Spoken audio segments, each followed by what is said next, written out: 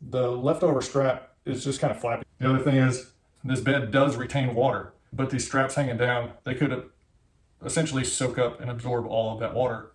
Okay, so if you want to make some little elastic strap keepers, you'll just need some elastic, and then if you or somebody in your family has a sewing machine, I'll show you. This is really easy to do.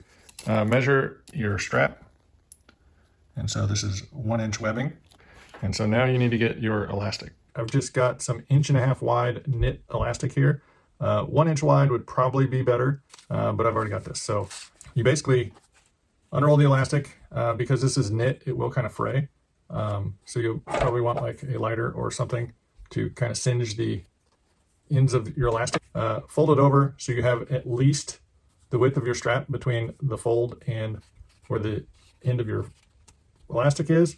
Put a stitch all the way across at the same width from the folded end as however wide your strap is. Okay, so you want to lower your needle in where your stitch line is going to be, and you want to start your stitch, do some back stitches just to lock that in place, and go ahead and sew all the way through. When you get to the end, go ahead and do some back stitches again, raise your needle, and go ahead and pull it out, and clip off your extra threads. So now, your piece is just a little bit narrower than your strap.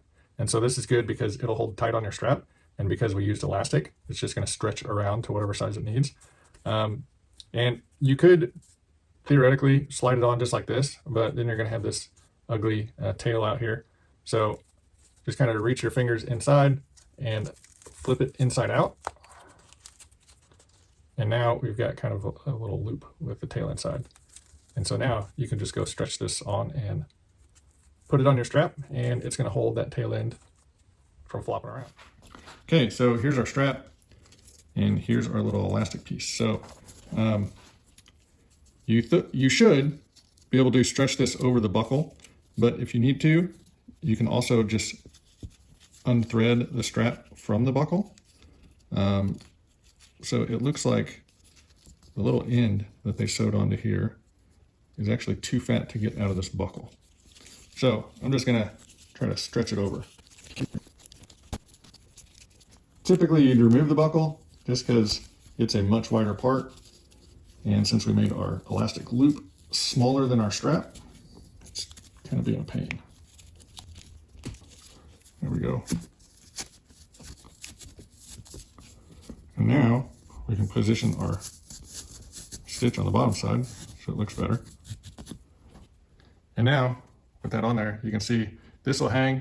It won't get in any of this water that's trapped in my bed liner, and water won't absorb into the strap.